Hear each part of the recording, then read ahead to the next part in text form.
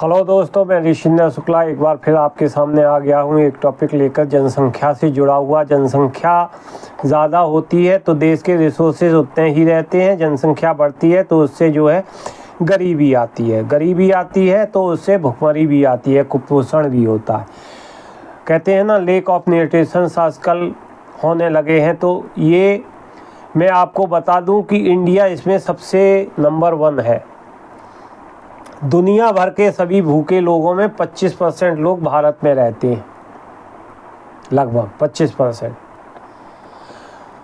1990 के बाद बच्चों के लिए कुछ सुधार किए गए, लेकिन जनसंख्या में भूखों का अनुपात बढ़ता चला गया।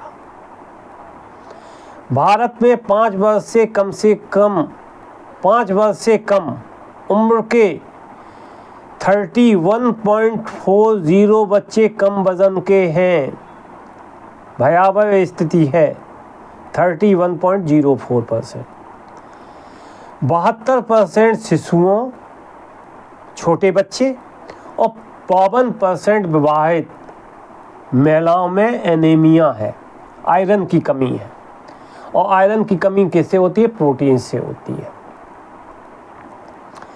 हाल ही में UNICEF, United nation of integrated child fund, child education fund, संयुक्त राष्ट्र बाल कोष, WHO, विश्व स्वास्थ्य संगठन, विश्व बैंक ने एक सामूहिक रिपोर्ट दी जिसमें ये कहा गया बाल कुपोषण का स्तर वर्ष 1920 में 18.7% भारतीय बच्चे खराब पोषक तत्वों के सेवन के कारण वेस्टिंग से प्रभावित थे।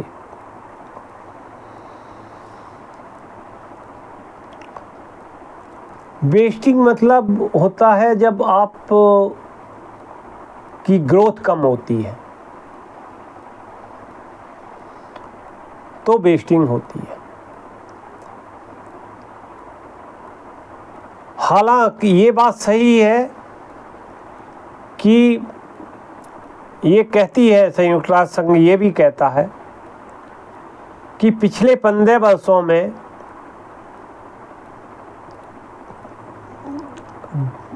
2019 और 21 में 15 वर्षों में घटकर 224.3 मिलियन हो गए हैं भारत के लोग, जिसमें यह भी कहा गया है कि दुनिया के दूसरे सबसे अधिक आबादी वाले देशों में मोटे वयस्कों और एनीमिया से ग्रस्त महिलाओं की संख्या अधिक है। वो तो मैं पहले ही बता चुका हूँ, न्यूट्रिशन की कमी है। इसके बाद एक रिपोर्ट और आई जो करा गया संयुक्त राष्ट्र संघ की एजेंसियों, खाद्य और कृषि संगठन AFO, agriculture and food organization, अंतर्राष्ट्रीय कृषि विकास कोष, यूनिसेफ, विश्व खाद्य कार्यक्रम WFP और विश्व स्वास्थ्य संगठन WHO ने 6 जुलाई को जारी विश्व खाद्य सुरक्षा और पोषण की स्थिति 2022 की रिपोर्ट में कहा गया है कि वैश्विक स्तर पर भूख से प्रभावित लोगों की संख्या 2021 में बढ़कर 828 मिलियन हो गई, जो कि 2020 से लगभग 46 मिलियन और कोविड-19 महामारी के प्रकोप के बाद 150 मिलियन की वृद्धि है। रीज़न क्या? रीज़न वही, संसाधन निश्चित, महामारी के समय में आय के साधन रुक गए, गरीब और गरीब हो गया, कुपोषण तो पहले से ही था और कुपोषण बढ़ गया, धीरे धीरे जनसंख्या बढ़ने लगी उसकी। तो ये डेटा जो है परेशान नहीं करते आप लोगों को। विश्व में, देश में भारत देश की स्थिति सबसे गंभीर है। आप ये देखिए कि भारत दक्षिण सूडान के बाद भारत की स्थिति सबसे ज़्यादा बदतर है। दक्षिण सूडान में 5 वर्ष से कम उम्र के लगभग 22.7% बच्चे वेस्टिंग की समस्या से जूझ रहे हैं। यमन में 16.8% जूझ रहे हैं, सूडान में 16.3% जूझ रहे हैं, श्रीलंका में 15.15% जूझ रहे हैं। और आपके यहाँ बहुत ज़्यादा अंतर नहीं है, 18.7%।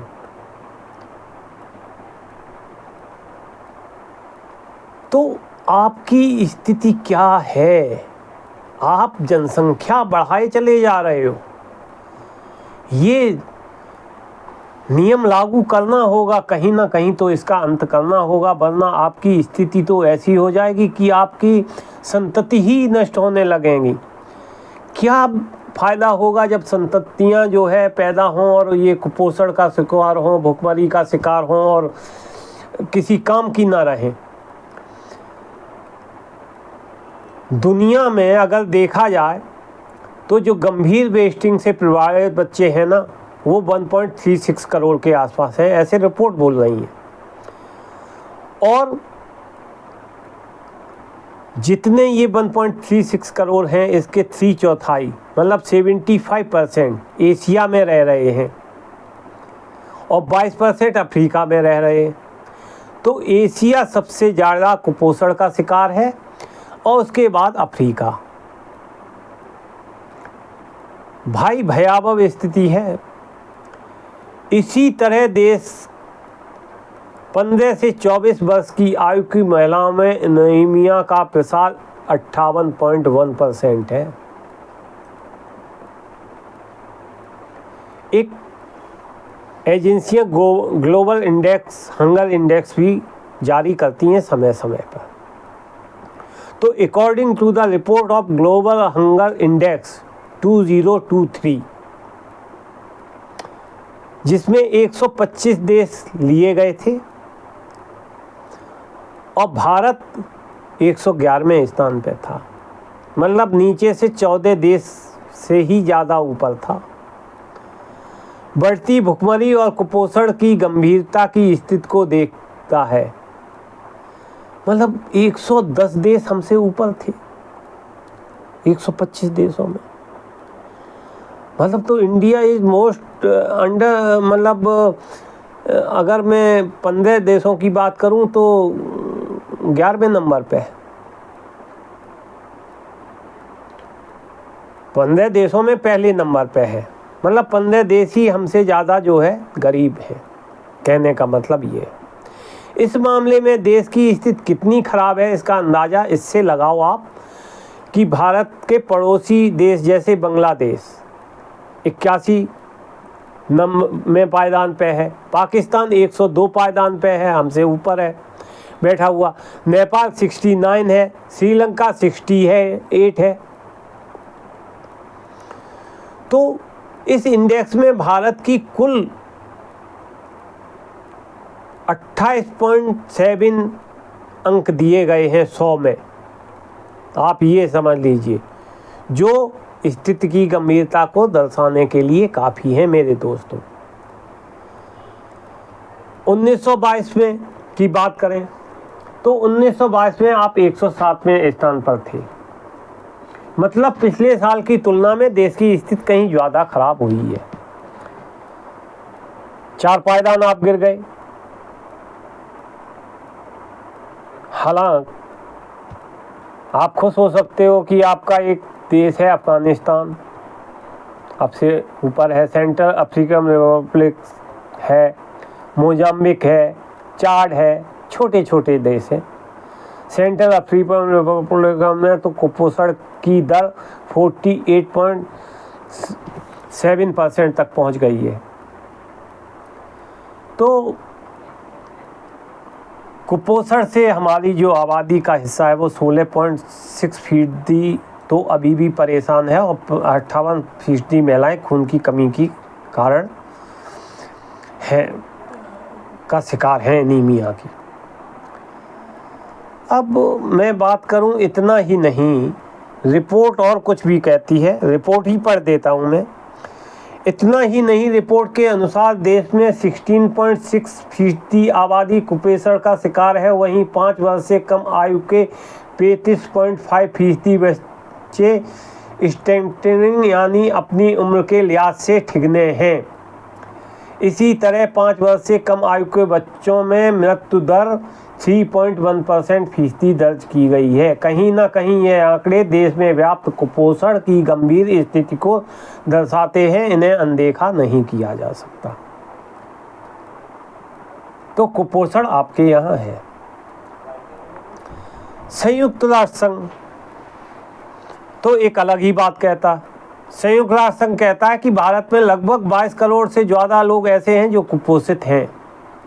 22 करोड़ का मतलब हुआ, अगर आज की डेट, उस समय की बात हो रही थी, ये 2022 के आसपास की बात हो रही थी, तो भी आप करीब मान के चलो कि 18-19% के आसपास लोग हैं। 1.44 करोड़ भी आबादी मानो तो उसमें 22 का भाग दे के देख लो आप, ठीक है, कितने परसेंट करोड़ हो गए। 1.44 उस समय थी नहीं, 1.40438 के आसपास थी उस समय आबादी जो कुपोषित है।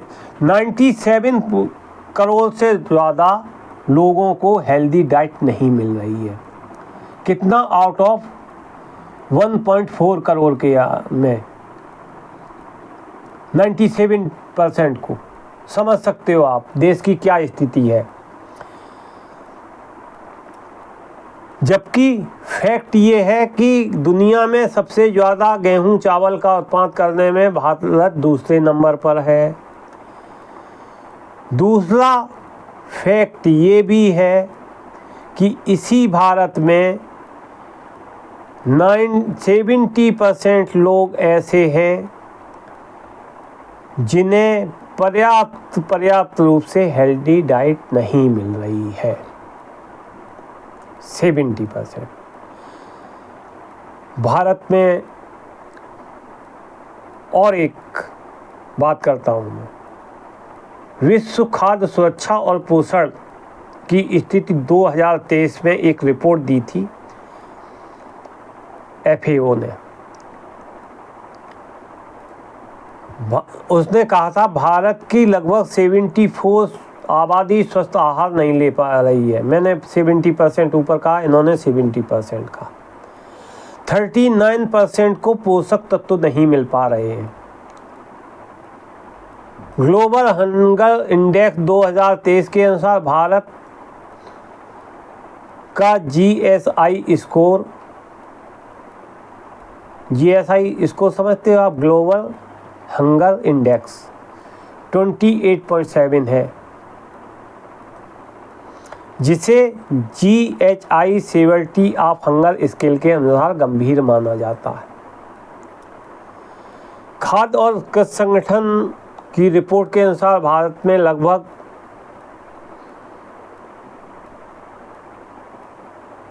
194.4 मिलियन लोग कुपोषित हैं, मतलब जनसंख्या का 14.5%।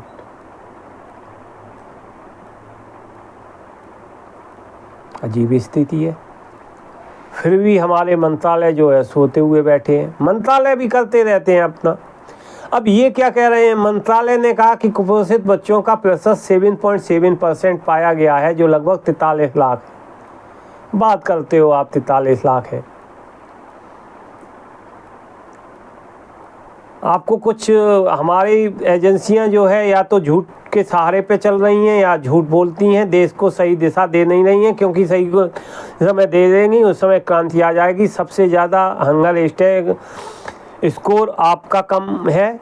आप जहां बैठे हुए हो 111वें नंबर पे बैठे हुए हो। मात्र 15 देश ऐसे हैं जो आपसे ज़्यादा कुपोषणता के शिकार हैं। भाई साहब आप इस चीज़ को समझ लीजिए, आप कुछ भी कहते रहते हो।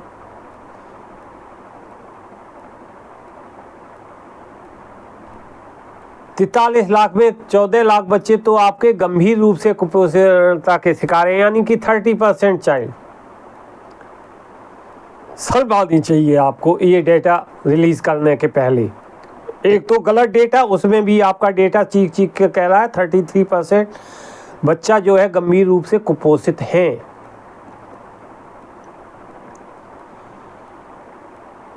अभी आप देखो 2023 के महीने में मापे गए 5.6 करोड़ बच्चों में से गंभीर बच्चों का प्रतिशत कुपोषण में 2.6% निकला। यह संख्या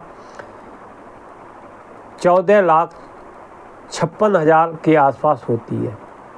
ये भी डेटे में मुझे कोई बहुत अच्छा उत्साहवर्धन तो नहीं है, लेकिन वो दे रहे हैं तो ठीक है। अभी कुपोषण में अगर देखो तो सबसे ज़्यादा कमी होती है, वो होती है प्रोटीन और क्लोरीन की। इसके कारण कुपोषण होता है। और कुपोषण भी मैं कहता हूँ दो कुपोषण हैं, तरह के होते हैं। एक तो कमपोषण होता है। कुपोषण मतलब कुपोषण, जिसका पोषण बुरा हो, खाना पीना बुरा हो, तो कुपोषण होता है। और एक अधिक कुपोषण होता है, अधिक पोषण होता है।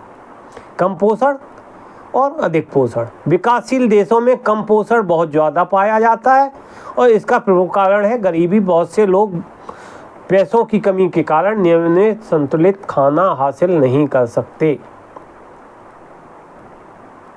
अब मैं बात करूं इसकी कि भारत में ये तो हो गया 14.6% फीसदी आबादी जो है कुपोषण का शिकार है। हालांकि 2019-21 में ये बढ़ के 16.3% हो गई। अब ये अनुमान है हमारा लगभग 18.7% है। ये इसमें कोई उपाय नहीं। भारत में शून्य खाद्य बच्चों की अब तक की सबसे बड़ी संख्या 6.7 मिलियन थी, जो इस हार्वर्ड अध्ययन में शामिल 92 देशों में सभी शून्य खाद्य बच्चों की लगभग आधी थी। शून्य खाद्य बच्चे जिन्हें खाना मिलता ही नहीं है, ऐसे बच्चे शून्य खाद्य बच्चे कहलाए जाते हैं। अब भारत में कुपोषित बच्चों की व्यापकता, जिन्होंने 24 घंटों में कुछ भी नहीं खाया है, उन्हें शून्य भोजन बच्चों के रूप में ही माना जाता है। कुपोषण से कौन कौन सी बीमारियां हो सकती हैं? कुपोषण से जो है एनीमिया हो सकता है, घेंगा रोग हो सकता है, बच्चों में सूखा रोग हो सकता है, रतौंधी का रोग हो सकता है। अब भारत में कुपोषण की दर तो मैं बताई दी है, हमने बताई दी है। 18.7% है। 5 वर्ष से कम आयु के 35.5% बच्चे स्टेटिंग यानी उम्र के लिहाज से ठिगने हैं। इसी तरह 5 वर्ष से कम आयु के बच्चों की मृत्यु दर 3.1% दर्ज करी गई है। ये सब मैंने बता दिया गया। अब कुपोषणता का एक मानक भी होता है। आप कैसे जानोगे कुपोषण क्या है, नहीं है, कैसे है? तो एक स्केल होती है। 10 महीनों में प्रवेश करते समय बच्चे का विकास और वजन की सलाह अब जीवन के सबसे पहले 6 महीने तेज नहीं है। हालांकि बच्चों को विशेषज्ञ द्वारा निर्धारित मानकों को भी पूरा करना होगा। विश्व स्वास्थ्य संगठन WWA वर्ल्ड विश्व स्वास्थ्य संगठन के मानक वजन और वजन के अनुसार 10 महीने के बच्चों का मानक वजन इस प्रकार होना चाहिए: 10 महीने की लड़की है तो वो 6.8 किलोग्राम से अधिक हो। अगर 7.5 किलोग्राम से कम है तो कुपोषणता की शिकार होने वाली है। और 8.5% है अगर बच्चों का वजन, तो एक सामान्य वजन है। लेकिन ये 9.6 केजी होता है तो आप समझिए कि आपका वजन बढ़ रहा है और जोखिम का खतरा आ गया है। और 10.7 किलोग्राम अगर होता है तो आप समझिए कि आप मोटे हो गए हैं। तो ये है बच्चों का वो, इससे नापा जाता है। अभी अगर विश्व की बात पहले भी मैं बता चुका हूँ आपको कि दुनिया में लगभग 148 मिलियन बच्चे, लगभग 5 में से 1 कुछ हद तक लंबे समय से कुपोषित हैं। यह ध्यान नहीं दिया जाता है तो कुपोषण बच्चों में समान संक्रमणों से मरने का अधिक जोखिम डाल देता है। ऐसे संक्रमणों की आवृत्ति और गंभीरता बढ़ जाती है और ठीक होने में देरी होती है। वैश्विक जनसंख्या के 9.2% और चीन की केवल 2.5% जनसंख्या की तुलना में भारतीय जनसंख्या का औसत 18.7% है अल्पोषितता की में। तो अब भारत की अगर मैं बात करूं, 2022 में एक डाटा आया था जिसमें ये कहा गया था कि भारत में लगभग जो है 35 करोड़ पीपल, यानी कि 25% के आसपास भूखे सोते हैं डेली, इन्हें खाना नसीब नहीं होता। और आप कहते हो कि 80 करोड़ लोगों को तो हम मुफ्त राशन दे रहे हैं।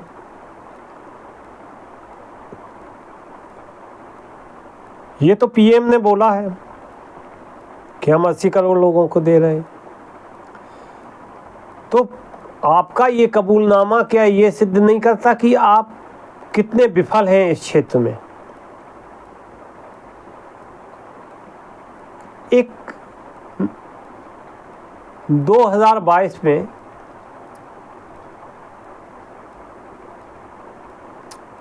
रिपोर्ट्स आई थी, 2023 में रिपोर्ट्स आई, 4 नंबर हमारा आगे बढ़ गया। अब 2024 में क्या होगा भगवान ही मालिक है। अब भाषण में मैं भारत में कुपोषण के कारण भी बता देता हूँ। कई कारण हैं।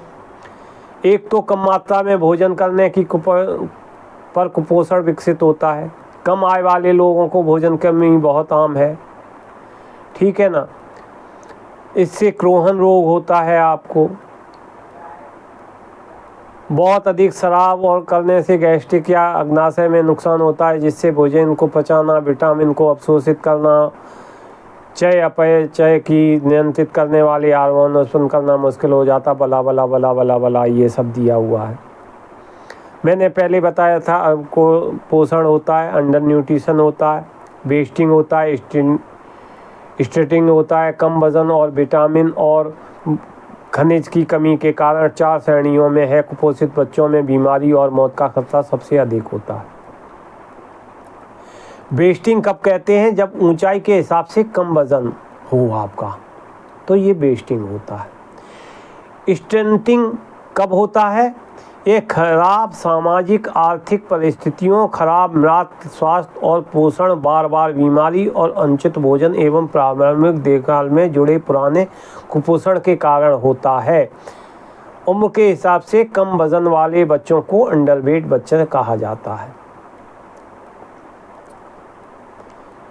अभी माइक्रोन्यूट्रिएंट रिलेटेड मालन्यूट्रिशन, सूक्ष्म पोषक तत्वों से संबंधित कुपोषण, विटामिन और खनिजों का